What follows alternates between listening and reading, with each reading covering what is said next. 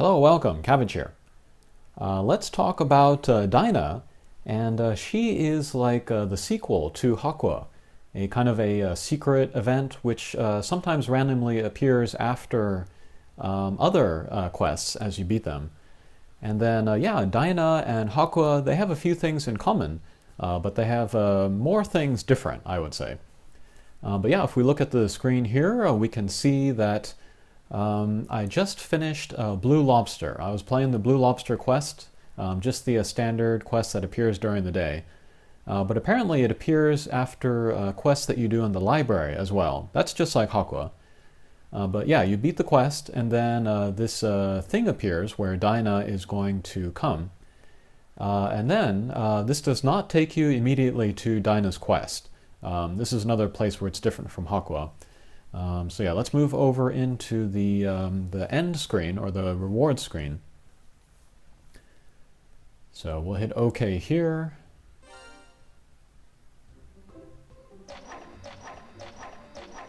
Okay, and then we just get this screen, same as always. And then we see these footprints in the background. That can appear whenever, and that just means that your chance of getting that menu that we saw is increased. Okay, we'll head back to the main menu, and then let's hit the quest button, and then we'll go into event, the cave thing here, and then we can see that Dyna is now available, and we get one chance at it. And then this one chance is good for 24 hours, as we can see. Costs no stamina, we can go in anytime, and then we can also select the team that we want to use, and that's different from Hakwa as well. And yeah, we can also use the metal items. So that's another nice thing too. And especially if you're going for your first clear, it can be a good idea to just use all of the ones that you can afford. And then as for the appearance rate of Dyna, it seems to be much more frequent than Hakwa. So if you wanted to make the max luck of Dyna, you would have to play lots and lots of missions, but you wouldn't have to play nearly as much as Hakwa, so that is nice. Okay, let's switch the video. Let's move over to the actual level. Okay, and then here's my team. This is almost ideal here. Okay, so gimmicks here are gravity barriers and damage walls. And then a new thing, it's like a poison, or like a disease or something, but we'll have a look at that once it appears. To talk about the team that I'm using, first I'm using Uriel Transcendent, Pierce with no damage wall, no gravity barrier, a strong bump combo, the energy circle plus cross laser, there it is, and then a command strike shot. And she's very, very powerful, and she addresses the gimmicks as well. But for example, here on the first stage, just like Hakwa, we want to take some time to charge up our strike shots. So I have to be careful with Uriel and make sure that she doesn't take down everybody by accident. So we'll do, like, straight up angles or left and right, depending on who is where. Next up I'm using Arthur Ascension. She is a bounce with no damage wall, no gravity barrier. Also strong bump combo, the cross laser again, plus the lock-on one-way. And then a laser strike shot. And third up, I'm using a Verdandi Ascension, another bounce with no gravity barrier, no damage wall. She has the rebound cross laser, which is pretty good for taking care of little guys. And then a becomes a Pierce strike shot, which can be good to kind of pinpoint attacks. And then finally, I'm using Mikhail Transcendent as my friend. Another bounce with no gravity barrier, no damage wall. She also has a becomes a Pierce strike shot, but she can upgrade the grade of items on screen, or else create new items if there are none. And then a strong bump combo, the lock-on rebound laser, plus meteor destruction. And then finally, she has status recovery. And that alone makes her one of the best for this mission. But again, we'll come to that later. But yeah, we can also see warps here. If we take down the warp monsters, they have the skull marks on them, they will shoot out warps. They will also shoot out healing walls if we take them down. And then the ninjas, if we take them down, they will shoot out damage walls and healing walls. Okay, so there we got an irregular bound, and then we cleared the stage by accident. And that is a bad omen of things to come. Alright, second stage. We want to get rid of the Triceratops as quick as possible. The 7 count on it is a strong attack, so we definitely want to get rid of him. If we can, we want to leave the warp monsters alone, since none of my characters have no warp. And then on turns where there are no warps and it's easy to get around, it's very important to get out as many bump combos and get out as much damage as possible. So with Verdandi here, I'm trying to think of which course to take in order to get the most bump combos out. And that worked out okay. And yeah, the main goal right now is to take down the Triceratops.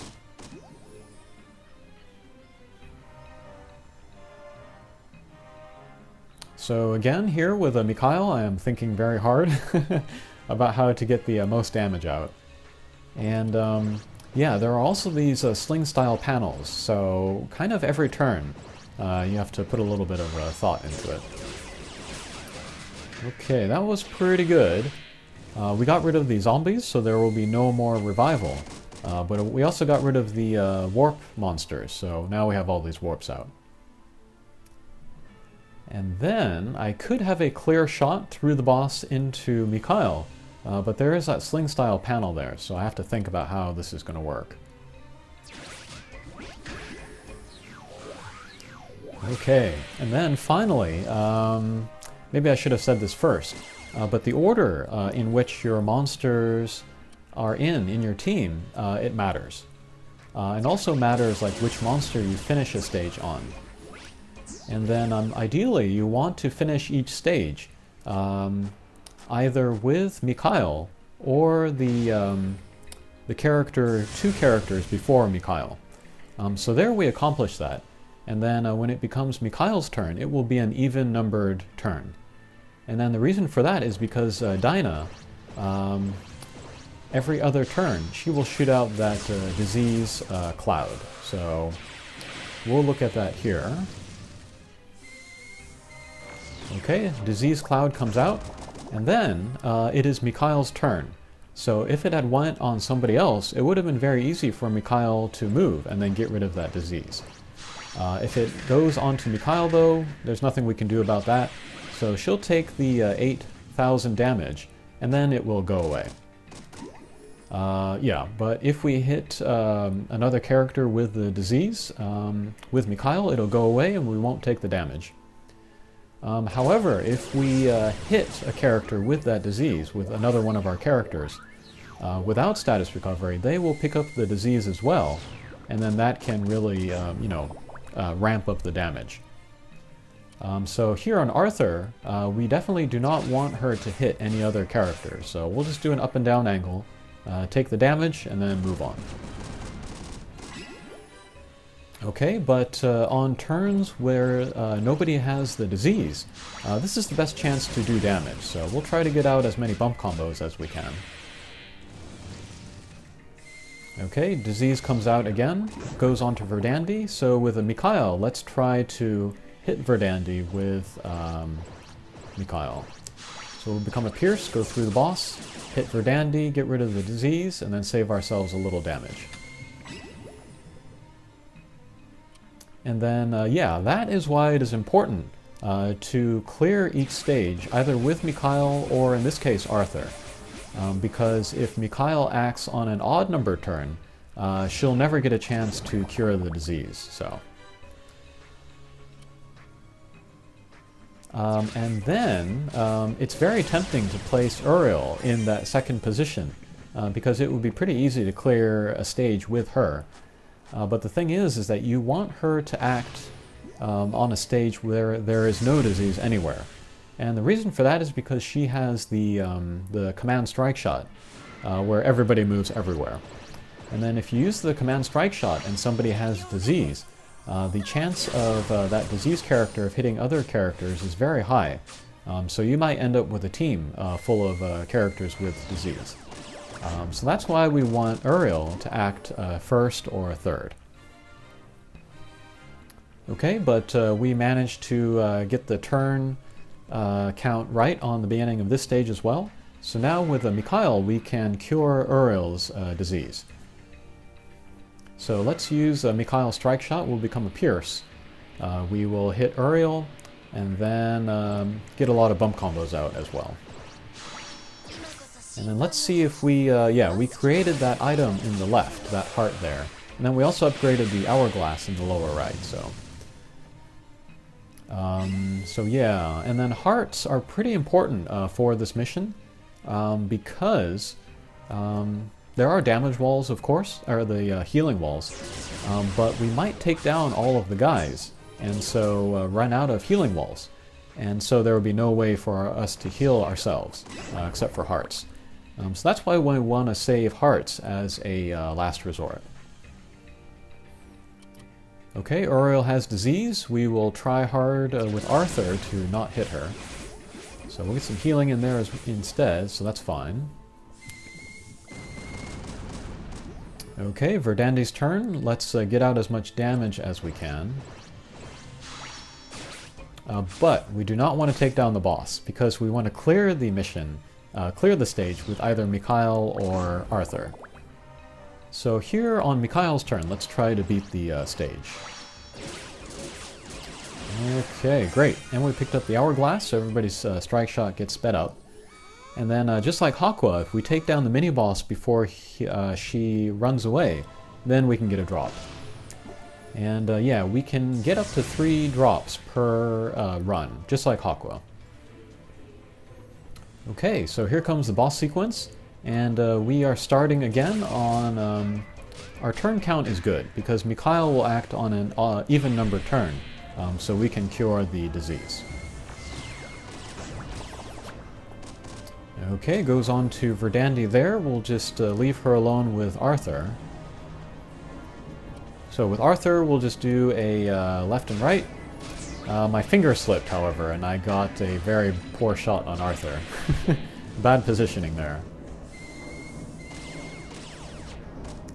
Okay, Verdandie's turn. Let's get out as much damage as we can, since there's no disease out. But that's going to be difficult because of the warps out.